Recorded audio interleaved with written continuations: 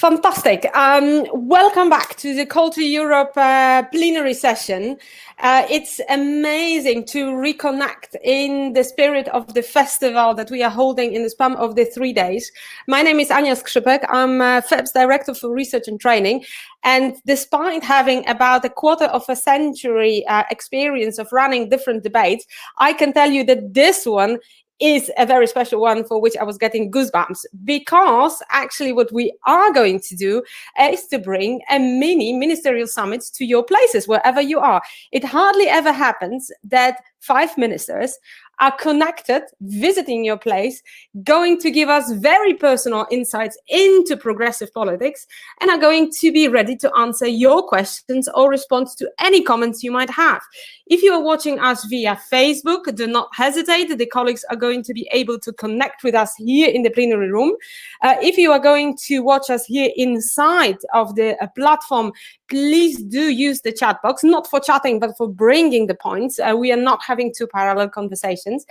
And since this debate is foreseen to last only 75 minutes, I'm determined to make those 75 minutes the most exciting, both for the ministers and for the audience, and to make them politically relevant. So let's kick off start. The topic of the debate today is progressives in the driver's seat. I think that many people in the continent are raising their eyebrows, saying progressives, driving seat, you know, so many people are talking about the crisis of progressivism. So that in itself is already a very good teaser. But what we want to discuss today is how the progressive governments have made a difference. You know, we have quite a lot of analyses suggesting and showing how progressives have been humbled, how they have been responsible, how they didn't shy away from hard decisions, but at the same time, they didn't only manage the crisis, they look forward, they governed.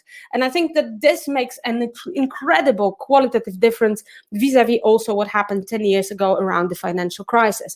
Now, I'm of course only a bystander and an analyst, so my experience is here a very modest one, but that's why we are turning to those who have been at the forefront of the fight, who took the political battles, who were there to kick off the fight, and who also had to deal with very dynamic situations politically in the countries, in the European Union, and forge a number of agreements. I will be introducing speakers while I will be asking them to take the floor. The formula is no speeches, they are forbidden. We know that they do not work on the internet, and this is supposed to be an exchange. This is all supposed to be about participation.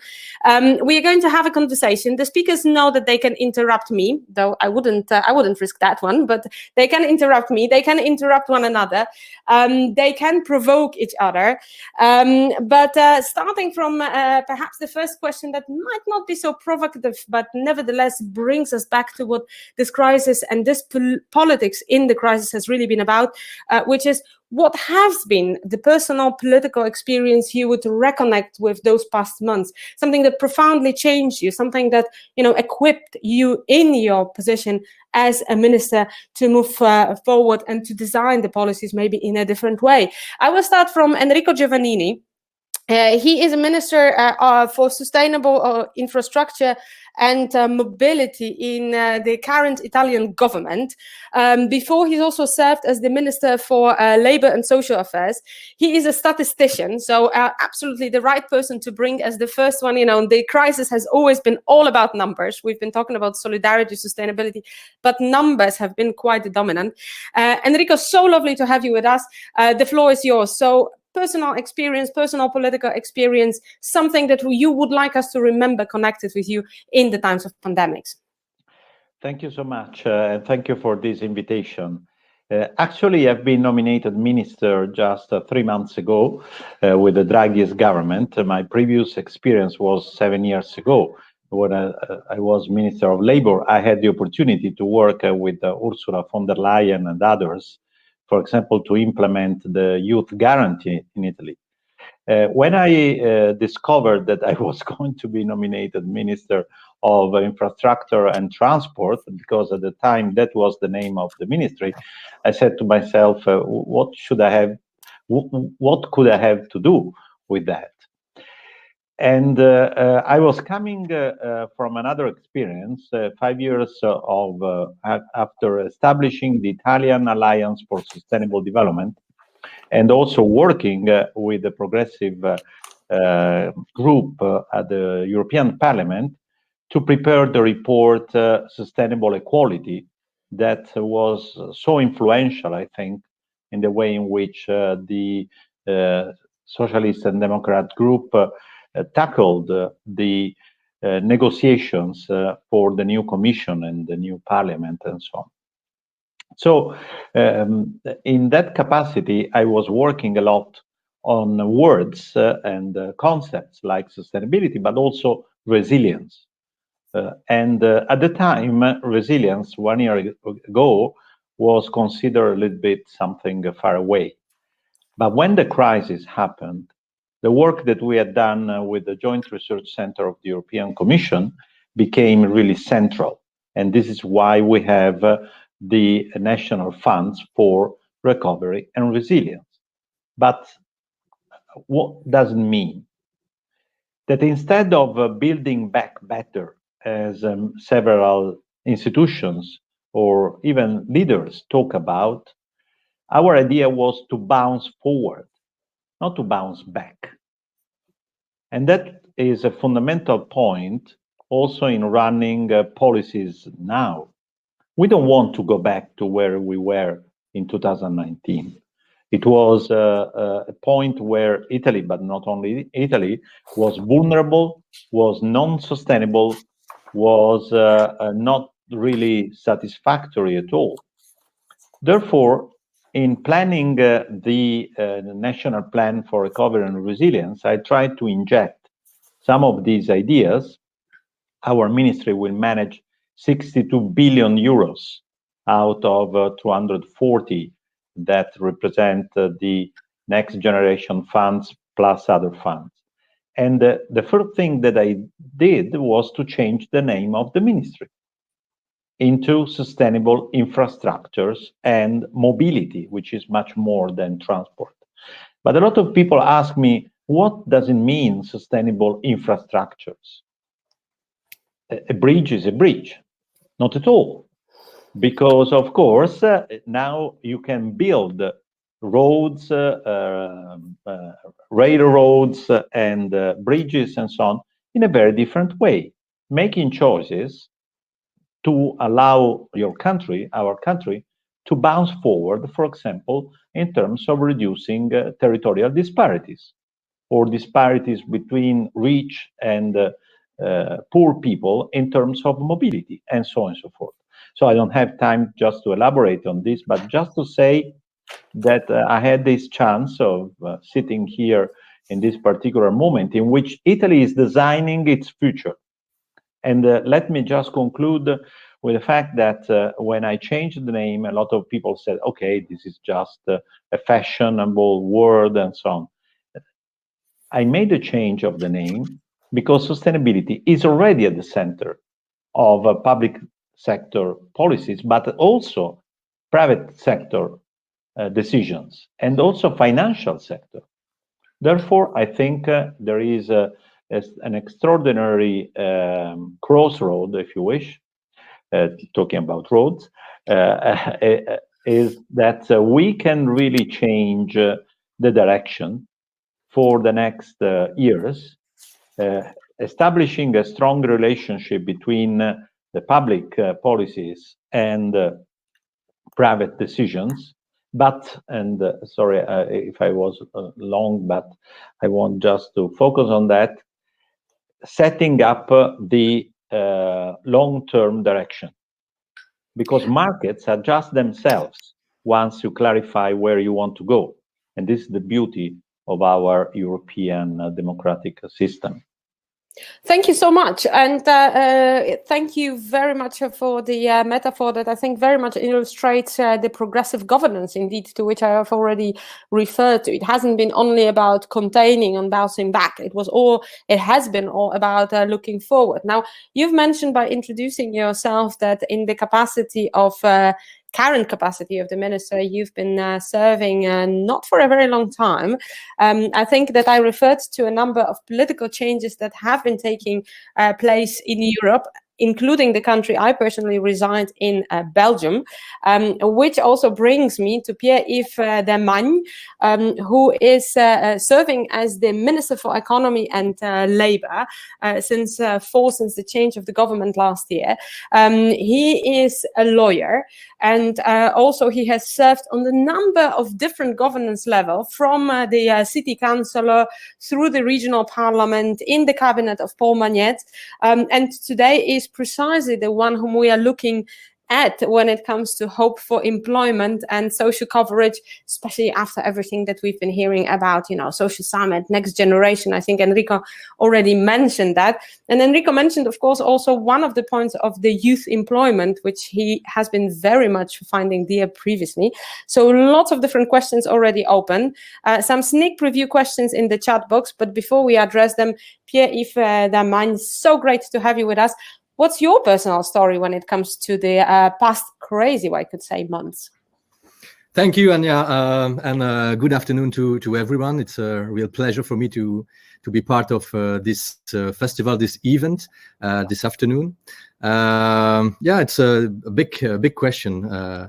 Or was the pandemic change you, and on political side and personally too?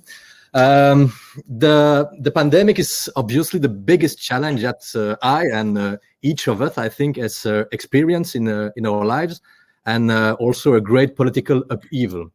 At least for those like me who were lucky enough not to experience war, thanks to the European construction.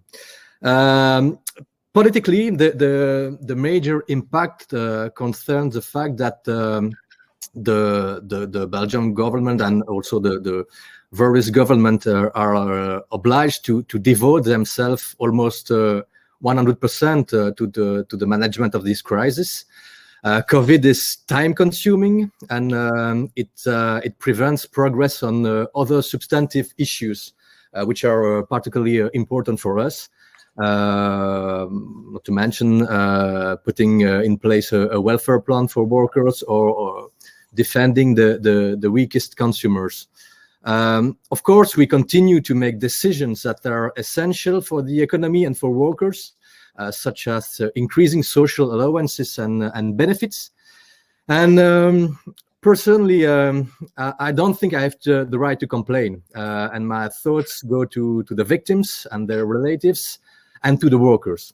The workers who have faced this crisis and allowed us to continue to live as normally as possible. Workers with a special focus on women and young people.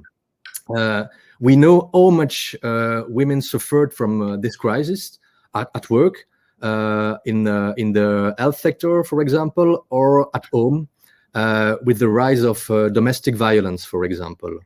And we also know that young people are paying a heavy price for this crisis now and in the future. And we have to be really attentive to what's going on with young people in the next few weeks, months, and also years.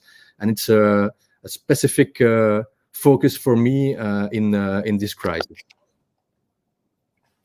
Thank you so much. And indeed, lots of challenges. We will be discussing just in a few minutes also how we address the challenges and how much of a hardship it is to be able to really govern and take right decisions in those demanding times, especially that, as you've said, the situation is that their lives and the future lives are at stake, once taking every and each singular decision.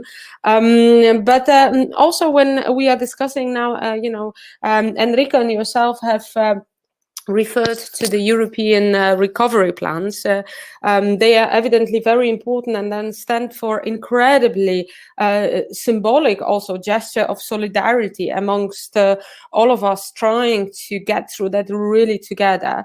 But of course, in that there is also quite a lot of plea of Europe is just part of a global crisis. Crisis has this very global and profound nature, for which reason I think, Enrico inspired me by talking about infrastructure and bridge, and I'm making here a bridge to the next speaker, being Tomás Petříček, by now former, but just very recently, former Minister for Foreign Affairs in Czech Republic, previously having served in the advisory and attaché capacity inside of the European Parliament. And I have to confess, I'm not playing favorites ever at any panel, but he's very close to the FEPS heart, having been also the members of the FEPS Young Academics Network. Lots have been said about the internal focus. I know that as a Minister for Foreign Affairs, of course, also external issue have to be brought into the conversation. But before, going into big politics, your personal political experience, something you would like us to remember while kicking start this discussion from your side. Anya, thank you very much. Greetings and all the best to Brussels. I would like to focus on one of the words we have in the title of this debate. That is the question of solidarity. Because what I have personally learned over the past year, or a little more than a year, is that there have been many shining examples of solidarity in Europe. And I personally was amazed how we have been in some areas able to help each other.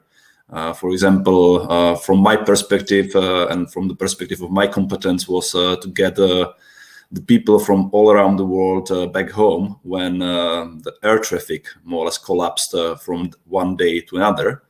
And EU member states help each other very effectively at the end of the day. At the same time, I have witnessed many shortfalls when it comes to solidarity. We have seen that solidarity is increasingly localized and to some extent nationalized. And I think that for us as progressive force in Europe, this is a trend that we need to face. And here I move towards the international dimension you have mentioned, because while facing a global pandemic, we have came with a national solidarity measures, not international. Or at least the international solidarity was falling behind with the national response. And to some extent, I believe that it makes the situation worse than it could have been. And we should make a lesson from that. Especially, for example, when it comes to our neighborhood, because when fighting a pandemic, you cannot make the physical borders as effective barrier if you don't want to disrupt social and economic life to an extent that is hurting ordinary people. So for me, while allowing for local solidarity in times of crisis, we need to always keep in mind that to global problems, there need to be global solidarity measures available and effectively put in place. I would like to add one personal note, not as in a capacity of minister, but as a father. I would like to highlight that the crisis showed how huge problems with inequality in education we have in Europe. The fact that many kids have to stay at home and try to learn online made these inequalities only more visible. Look at single mothers with 2 kids at home and trying to facilitate their education process online. It was almost impossible. We have seen that those who faced social problems before affecting the equal opportunities of their kids, the problems during the crisis grew to the extent that some of them even dropped from education process. And I believe that for us as progressives, we need to focus on educational reform in the future. I'm speaking on behalf of all fathers and mothers who suffered throughout the crisis, having the kids at home, jumping over your heads, and you trying to do the best so that they get good education over the past year. And I have to thank my wife for surviving that. Beautiful gesture, Tomás. I hope that that your wife is following us, and otherwise this panel is definitely going to be a recap. Lots of elements added to what has been said already before. I think, just recapping very briefly, Enrico told to us about the meaning of the concept and how progressivism, future-oriented progressivism, matters also to him personally. Pierre-Yves has told us about also the humane aspect of the politics and how the politics have changed into being focused really on different persons. And similarly, from Tomás, yourself, we heard about solidarity not being an ambiguous concept, but being something that really is transcending and is felt in the European populations. Evidently, all of us have been referring to how Europe have been or should have been behaving. Next Generation EU has already been mentioned, but of course, many of those battles that put Europe on the track for European recovery, as our panel today is saying, happened under the German presidency. And herewith, I'd like to invite our last but not least speaker to take part in this very first kickoff start, ROLF SCHMACHTENBERG, who is the State Secretary at the Federal Ministry of Labour and Social Affairs. Lots of experiences in the capacity of academic career at universities in Germany, France, US, Norway, amongst the others. Experience in the regional and in the German federal parliament, but also very long serving inside of the ministry, so having seen different stages of the progressives in the government. It is absolutely great to have you with us in the capacity of the State Secretary since 2008. And I'm reverting the similar question to you, because I do think that this crisis made progressive politics incredibly personal. So welcome in this panel, and over to you. Thank you very much, Anya. Thank you very much for this opportunity to exchange thoughts. Actually, I would like to start with the personal aspect. And for me, it's mostly the experience relative to the strength and force of nature. This virus shows us how limited we are. We are very proud of all what we have developed during the last hundreds and hundreds of years. But from one day to the next, we realize that we know not so much. And so it strengthened the feeling of humility in me personally, to accept, to wait, to learn, to understand, to listen, but also to focus and to react fast where it was needed. So we reacted very fast initially in the crisis to have a big package of part-time working schemes and things like this to stabilize the economy, and by stabilizing the economy, to stabilize the society. But as was said just now by Tomás, I face the same problem educationally. This morning I was sending a WhatsApp message to my daughter, think of your homework today. So it's still going on. It's really going on.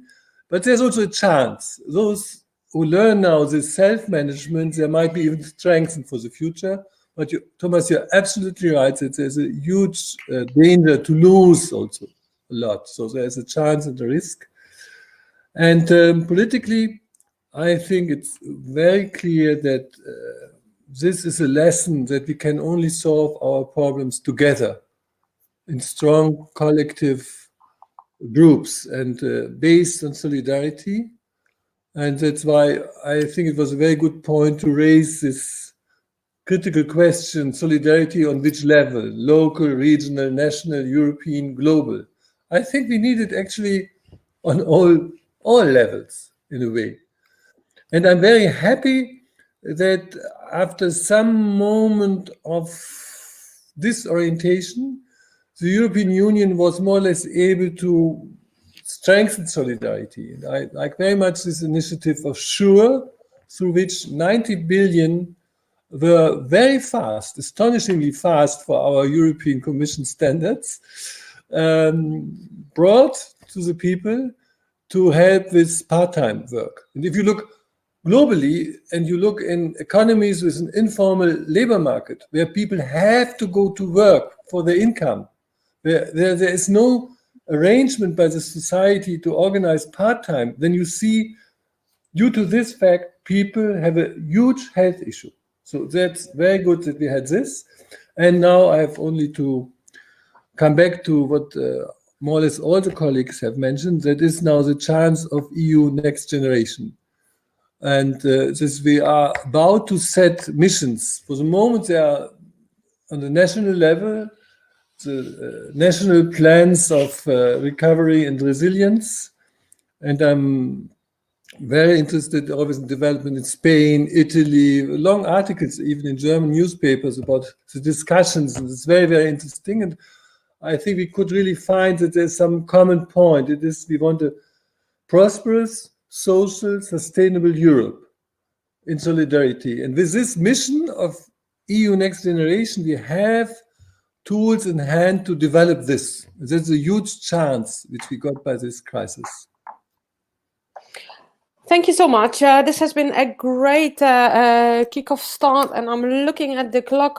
We are really, 3/4 of an hour of a passionate debate still in front of us, which is also why you all mentioned Next Generation. You referred to solidarity, things that as a social democrat, as a progressive, you sort of think, right, this is the climate where progressive politics should be happening. Solidarity is at the core of our values.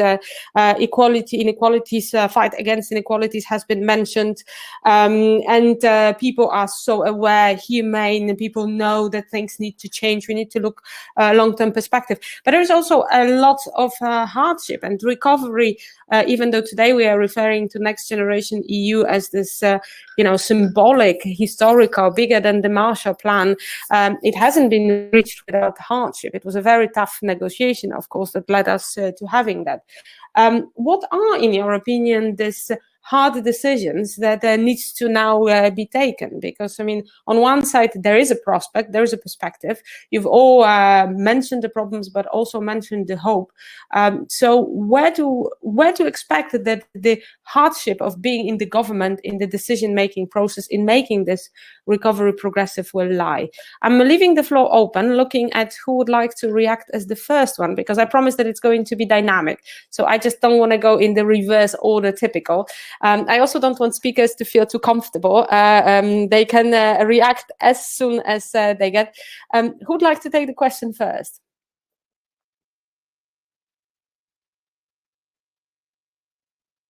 I see Enrico tuning in. Over to you. Absolutely.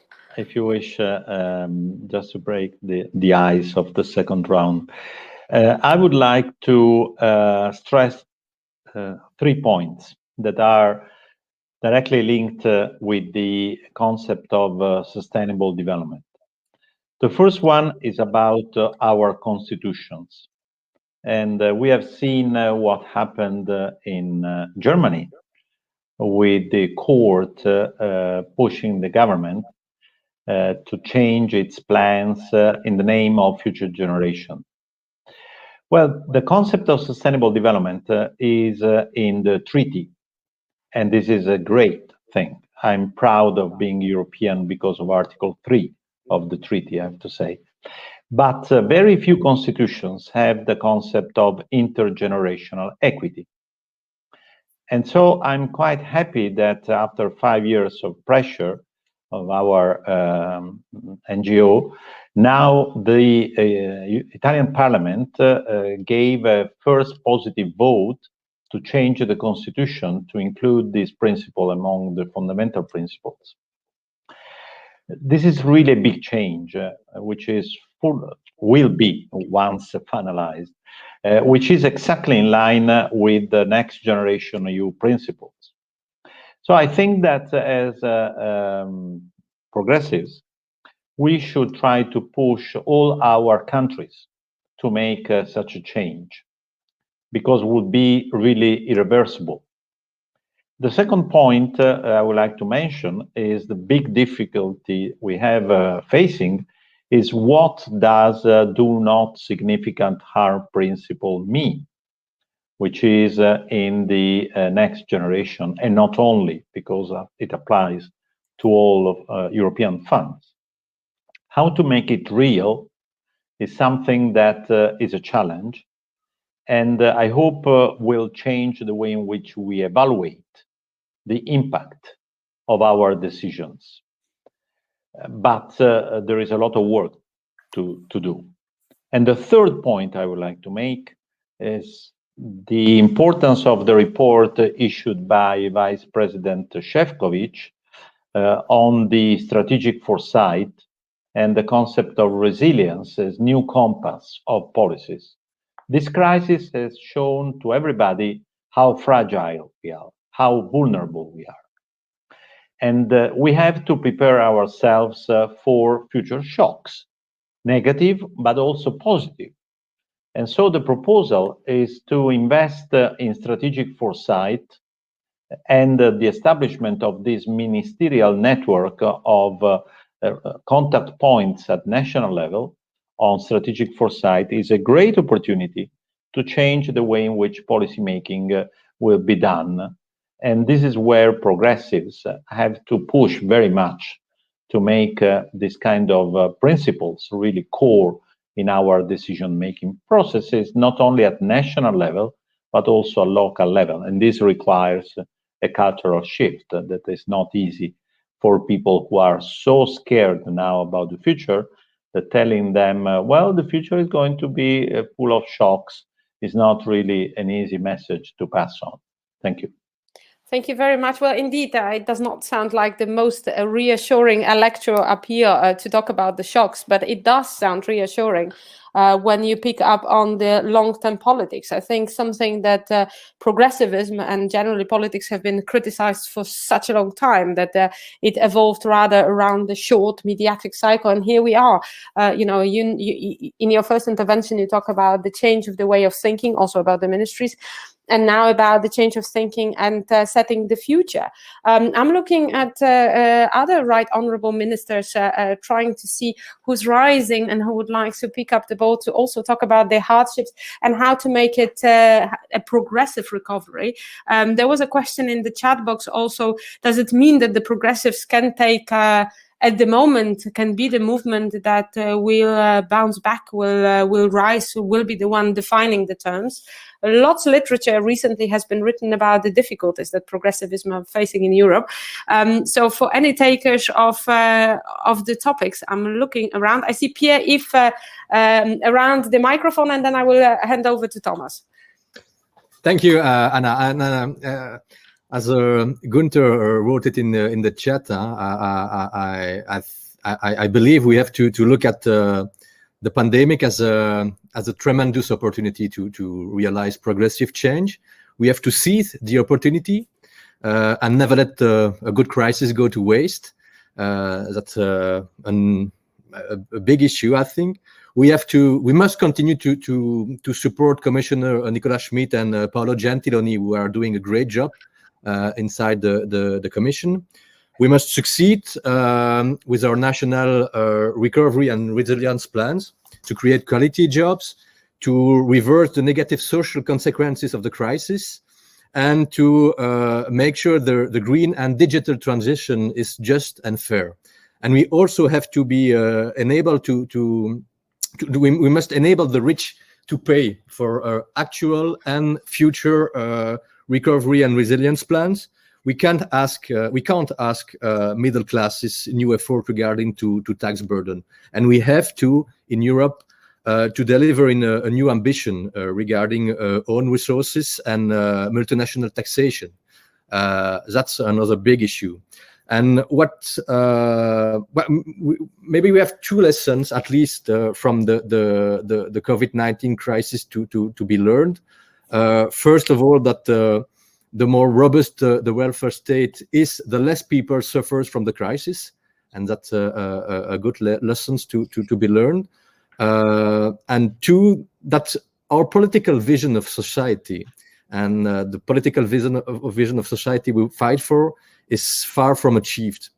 And we saw it with gender and social inequalities that persist, with the short-term economic considerations that still prevail too often, and with the lack of access to adequate social protection and services that and in-work poverty that undermine workers' confidence in the European social model. And we have to tackle these issues, I think. Before I actually let you go off the hook, because you've mentioned, and you know, for the audience, I warn the speakers that that can happen. You've mentioned the question of the adequate social protection and the importance, the change of thinking about welfare state, welfare models, and social provision. Is there a lot of hopes following the you know, social summits? Sorry, I have to ask. It sort of springs in as a natural question. I have to pop in, reverting back to you. There's always a lot of hope coming from social summit, and Porto is, I think, a big step on the way. But there's again a lot of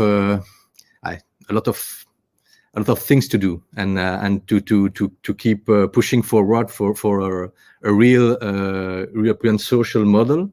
And maybe as social democrats, we have to stop for a while the debate of our historic division on in matters of subsidiarity and proportionality on the pace of the necessary upward convergence, and we have to change concretely the structure of governance in Europe. And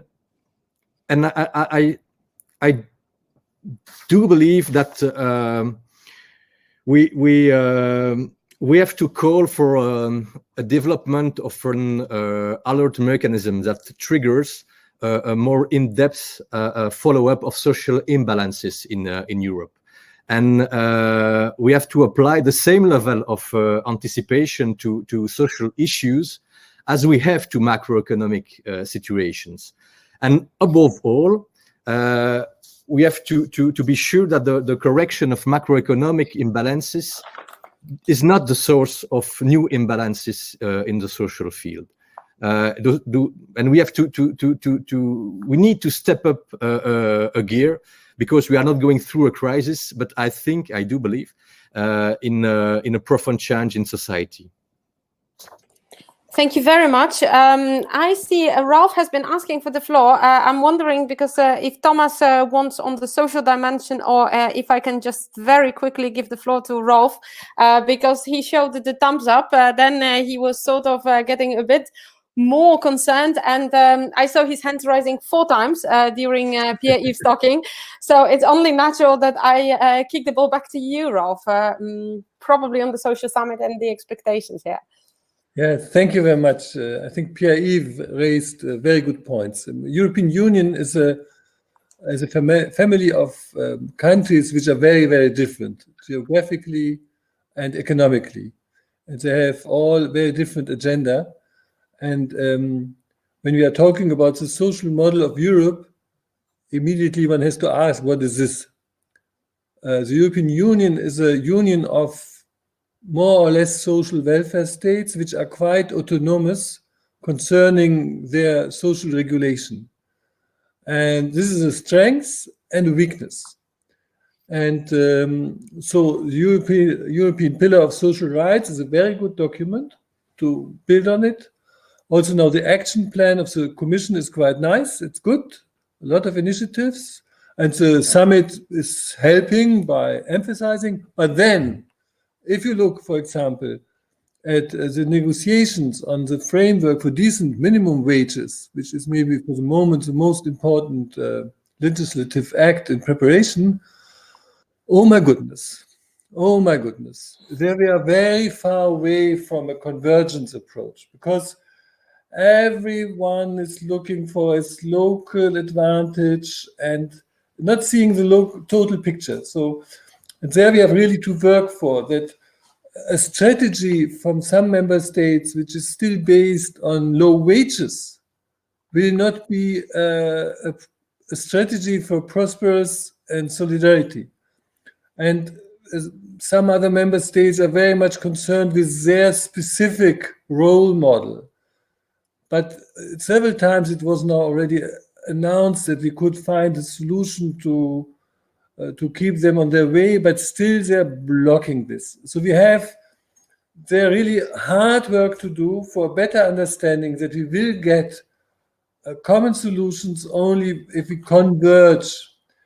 And this is still a very difficult task, I see. And once again, here now maybe the crisis could really be helpful because it initiates transfer possibilities. And transfer within, for example, for the German population, transfer to other member states in the European Union. Immediately, towards my colleague Enrico, I'm here in charge also for pension schemes. Now I get the letters, how can it be that Germany gives money to countries with such a luxurious pension scheme? There's why there's Greece or Italy, whatever they know from the newspapers.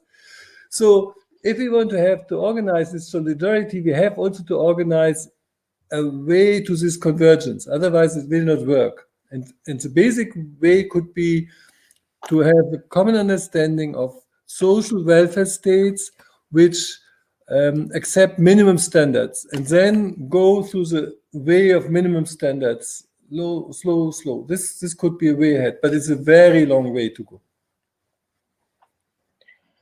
Thank you so much. So lots of challenges indeed, and we are getting further and further to where the hardship and still quite a lot of unresolved questions remains for us.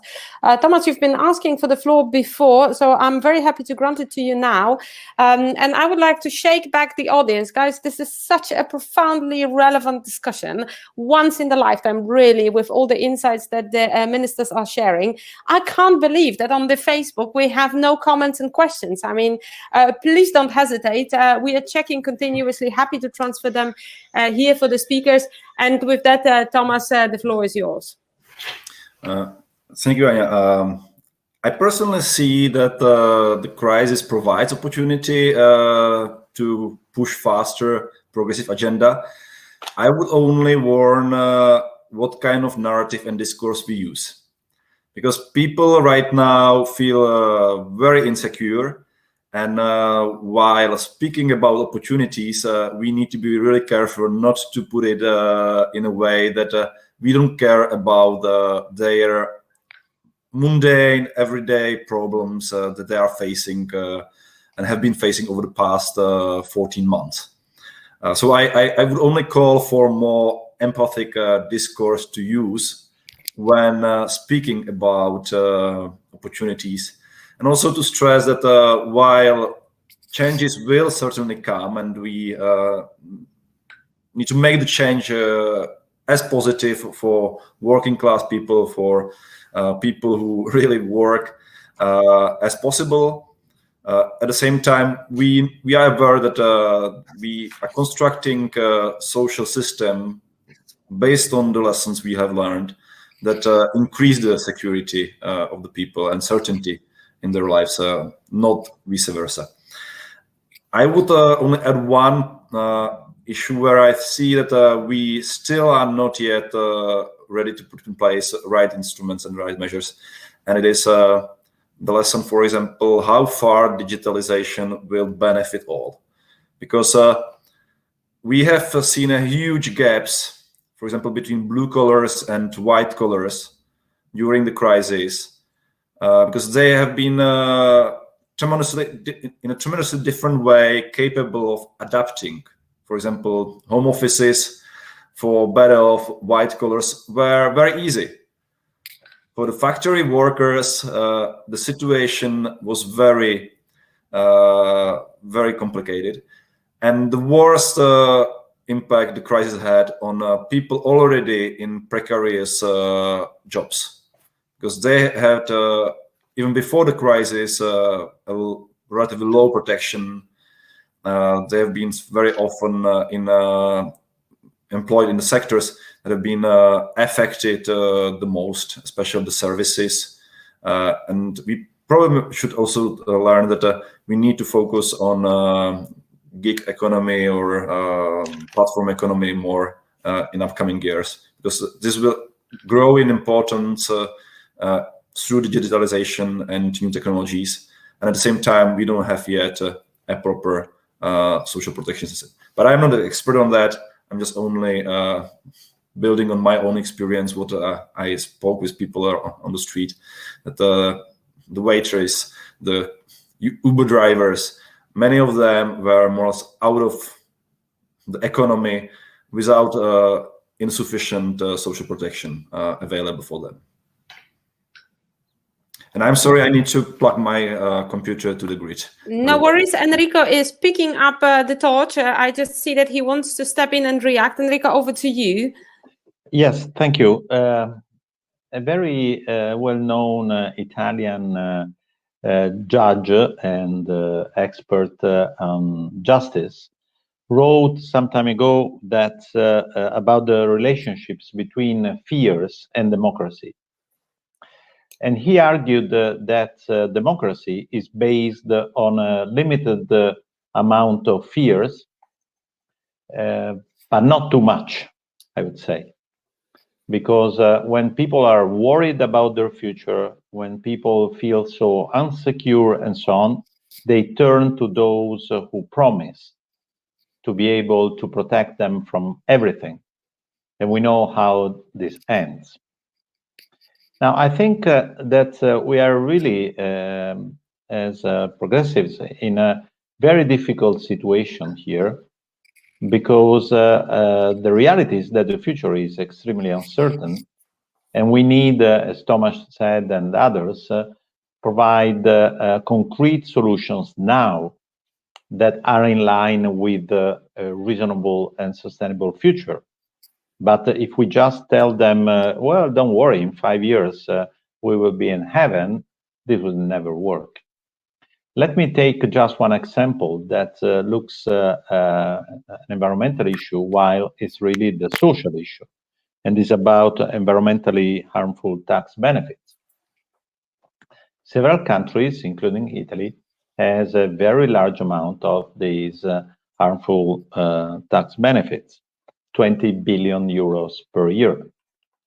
And if we want to transform all just taking this extreme position, this 20 billion into positive tax benefits for the environment, the risk of having the gilets jaunes is very high. So one possibility is to cut labor taxes, shifting the overall structure of costs of companies. What I'm just saying is that if we stay just on the environmental pillar of sustainable development without looking at the entire set of dimensions, it's very difficult to find some solutions, while in other cases, let's say, having positive trade-offs between a reduction of some tax benefits and the reduction of labor taxes could be a way to show immediately the benefits of this change. So it's very complex. I'm just taking this as an example to say that the trade-offs that we are facing must be solved quickly, but also giving a perspective and short-term solutions, especially to poor people or disadvantaged people. Thank you so much. I think, once again, trying to bring a bit of synthesis from the first round and also now. I think all of you have spoken about the growing inequalities, how COVID has been also a magnifier of different challenges that the societies have been facing, and even more. Now, Tomás has been mentioning the question of the adaptability of the different sectors and different workers. Pierre, Yves, and Enrico were mentioning specific groups, young people, women have been mentioned as those hit very much by crisis. Also, ROLF has been talking about the question of protections, elderly generations, so very many different generations. Now, my colleagues have been posting, for those of you watching, a lot of inner commercials about the papers that FEPS has been working on the issues, both when it comes to progressive governance as also the issues such as intergenerational solidarity.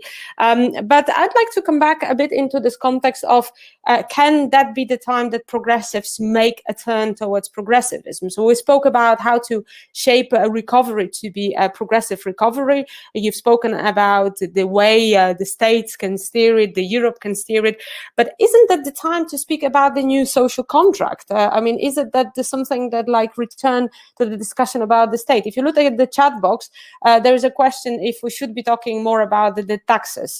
There is a question, of course, about the infrastructure, one of the first that has been asked. Can we actually reclaim the discussion and progressively shape the new social contract moving from the COVID? It would sound fair, especially that the European Union just embarked on the Future of Europe debate. Can we politically afford to try to, as someone said in the chat box, use the opportunity and reclaim the debate on state, welfare state, especially that, as you all have said, now there is a time for sustainability, solidarity, social rights. It's no longer the same climate when we were told that welfare state is something too robust and something we cannot afford it. So how can we do it and how can we do it?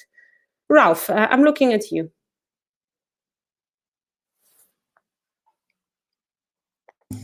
Big questions. Yeah, new social contract. I think there's discussion going on, and the European Pillar of Social Rights and this process are on the way. I think we need a very strong industrial policy, actually, because we have to develop our economy to generate values. And here I see the chance that there is a higher consciousness now also of sovereignty, that Europe should decrease its dependency, its strategic dependency on certain goods and services. And a very important field is the world of digitalization and the European standards of digitalization. There we have already a good role, but we have to have, I think, a stronger infrastructure in digitalization and to become less dependent on, in particular, the US. That's a big, big, big thing. And I think we need, I said, maybe of 3-4 missions to be set, but which is already going on actually with this EU Next Generation. There is this field of sustainable growth, and there's also the field of digitalization, and there's also the field of qualification. So I think it's there, and now we have to fill it with content. And here it could be very interesting to have a more deepened exchange between EU member states and people working on what will be now as the recovery and resilience programs. What are the points and how can we learn from each other in this field, and how can we coordinate to get a strategy in common? This would be, I think, very worthwhile.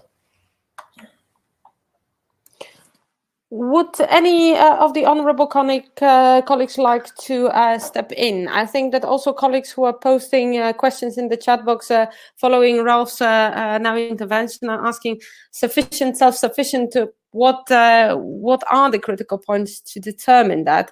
But before that, how do we address the points that Rolf added and the question of the future of state, its responsibilities? Tomáš, can I tempt you to take this, as Rolf said, difficult and multi-layered question? Anya, I'm really sorry, but I had a problem with connection. Could you just hint out the key for that? I think what we are discussing is that the time for the progressives to regain the primacy of politics when it comes to the discussion on the future of the state. Europe has the discussion about the future of Europe. Should we discuss future of state, welfare state? Is there time for a new social contract? Rolf said, we have some building blocks. We need to fill it in with the content. Maybe somewhere in this direction for you, especially that you both spoke about digitalization and some other challenges. I'm not really sure whether it is a time for new social contract, but certainly we need to see whether there is a space for strengthening or building a civil society that is not localized in terms we are used to it. We have very much localized, as I said, principles of solidarity. During the crisis, we have seen that people were really ready to assist their neighbors. Maybe we have seen also after years of widening intergenerational gaps, the moment when intergenerational gaps closed a little bit because the younger helped the elderly during the pandemic. I'm not the expert on that. I'm probably not yet ready to say whether the digital dimension to the crisis is now creating momentum for some kind of like new social contract, but it is certainly creating a momentum for building multi-layered solidarity, not only localized, but also solidarity that can span over the borders and can contribute to European to giving new meaning what the European really means. Because I see that the effort to create artificially Europeans is not probably the best way to spend the energy. Instead of a top-down approach, I would see rather a bottom-up approach. And we as progressives have always been the one who work from the bottom up.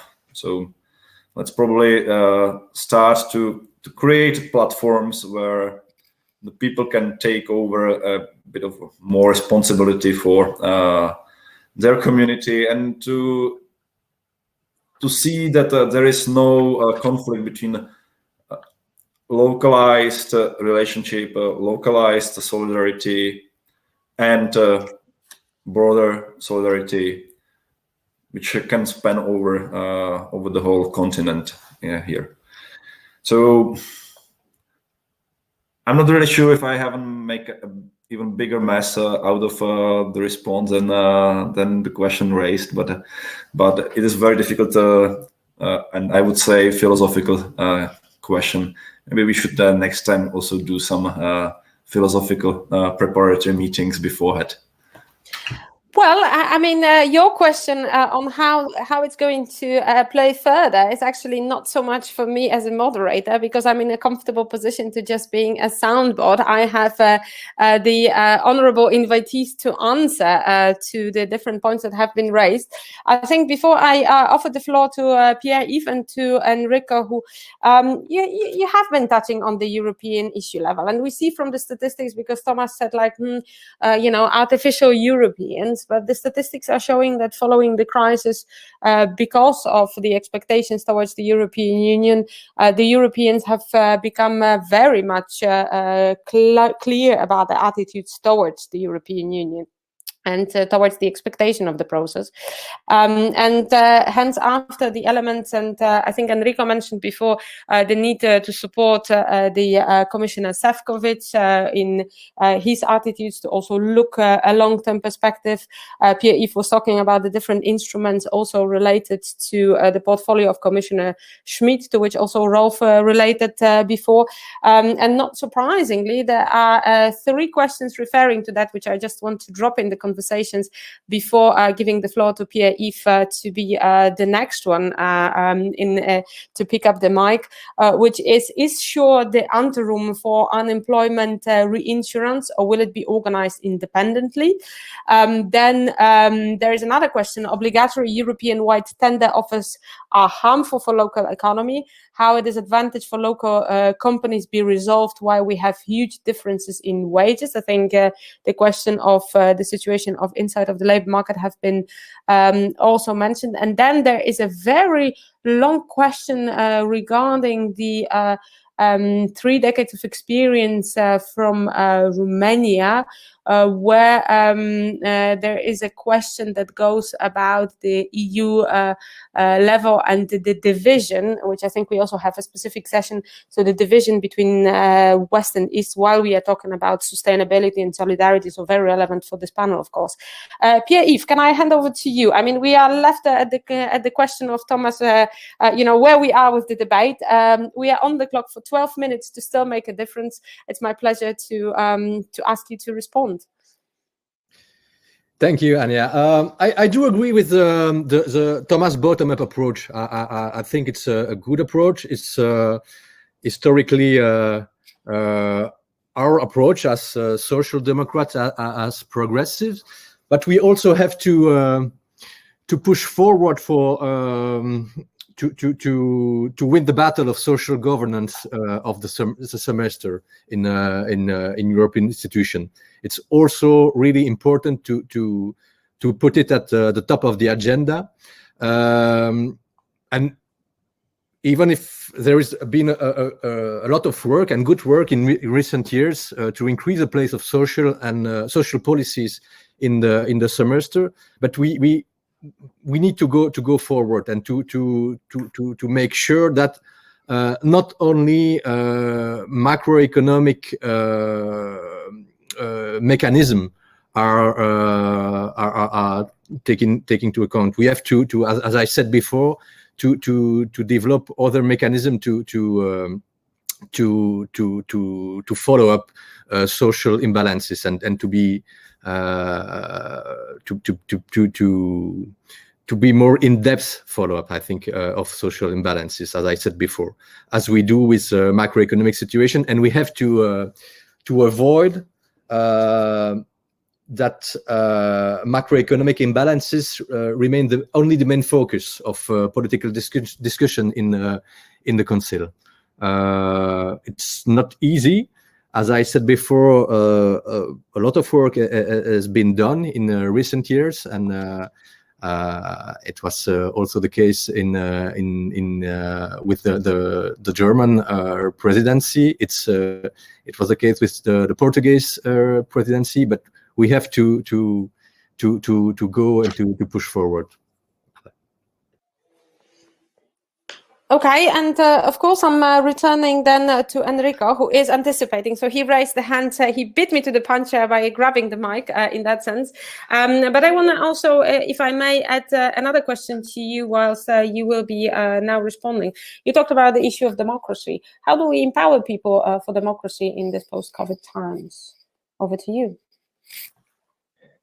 Thank you. In the report that I quoted before, Sustainable Equality, we tried as an independent commission on equality and sustainability, we tried to put forward some proposals that are still very relevant, I think, especially after this crisis. So I will suggest to look into those. But let me echo on what Pierre-Yves just said in terms of macroeconomic imbalance procedure and so on, which is related to the issue of the data that we use to make decisions.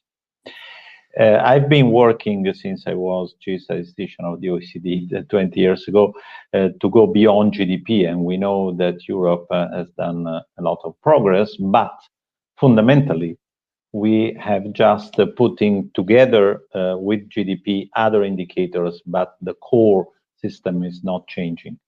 Now, in 1944, the government of the United States called the best statisticians from UK and US, and they locked up them in a room, in a conference, until the government, not the experts, made the decision on what the GDP should be about. And they went for the British solution that was based on the concept of production, instead of the American one, Kuznets, for example, who was not even invited to the second meeting, notwithstanding the fact that all economic textbooks say that he is the father of GDP. They decided to go for the British solution because the United States wanted to demonstrate that capitalism was able to produce more stuff than communism. As simple as that. And we are still stuck, more or less, with that concept, which is not coherent at all with the Article 3 of the treaty that I just mentioned. So what I'm arguing here is that progressives should really push for having Europe doing what the US government did in 1944. We are the best place in the world to try to set up new accounting standards that deal with the macroeconomic dimension, the social dimensions, and so on, but also the accounting standards for companies, which is what Europe is, by the way, doing with the non-financial declarations.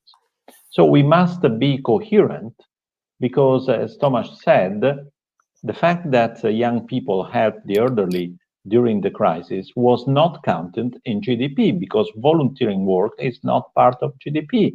And this was anyway very helpful in minimizing the social costs or risks, let's say, of the COVID-19 pandemic. What I'm just arguing, and I stop here, is that this is truly a political decision.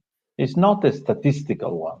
And if you look at what the Prime Minister of New Zealand, Jacinda Ardern, did, was to change the definitions of the general government accounts to align these accounts with the concept of well-being and sustainable development. And this is a game changer. So I think that if we just go ahead in trying to add indicators to the classical macroeconomic indicators, we will not go very far. Is the moment in the 21st century, which started, according to some philosophers, as Tomás said, now with the pandemic, like the 20th century started with the First World War. So we are almost 20 years late in both centuries. We are now in the moment of taking the lead to change the way in which we think about what matters to our lives and to the planet. Thank you. Thank you so much. I'm looking at having exactly 4 minutes on the clock. Now, if it was a normal meeting, I think you would be grabbed by all the participants following the meeting, not allowing you to leave, just to have one more question or comment. Virtual space doesn't offer this possibility. But as we started with a very personal note, I want to also end on a similar one. You are the people we look all up to, you know, for hope, for the way of governing, for getting us through the crisis, for showing us the benchmarks for in the future when it comes to offering a vision, when it comes to delivery of politics. Now, Call to Europe, this is the 10th anniversary, very jubilee edition, which is why, you know, we are so honored to have you with us today. We hope to see you at the 11th edition in a year from now. So moving a bit in a time capsule, imagine that we will have moved to this 1 year from now. What kind of promise you would make today as the decision-making people, as ministers, as state secretary in power, what you would like to see absolutely delivered from the side of the portfolio, and be happy to report to our audience back in a year from now. Tomás. I would like to promise that I will do the utmost to make the response really international, because we cannot face the impacts of the pandemic through narrow-minded national measures, and in contrary, we need to tap the potential of new international partnerships. For example, we can redefine the partnership with the EU neighborhood based on our need to speed up the green transition. It is a great opportunity, for example, to redefine our relations with our southern and eastern neighborhood, which can be a very strong base for green energy transition in our countries. And it can bring prosperity to both sides. So stop doing selfish, nationalistic, narrow-minded, very localized steps, and think internationally and bring prosperity to all. Strong promise. I think international has just clinked in the ears of everyone listening to the conversation. Rolf, what about you? What would be the promise you'd like to see Social Democrats yourself delivered by a year from now? That during the French presidency, we will finish with a legislative act of decent minimum wages in the European Union, based on the fact that we will have a new German government which will be strong in supporting it. Thank you very much. We are all looking forward to that and to those developments. We are not, as FEPS, able to campaign, so I can only say we keep fingers crossed for the Social Democrats. That's all what I'm allowed legally actually to say. Thanks. I hope in between the lines it's quite visible. Now, Pierre-Yves, what about you? You know, coming back a year from now, what would you like the record of yours to be? First of all, I share the hopes of Rolf about minimum wages and other important issues, and we have to land with all these issues and legislative initiative.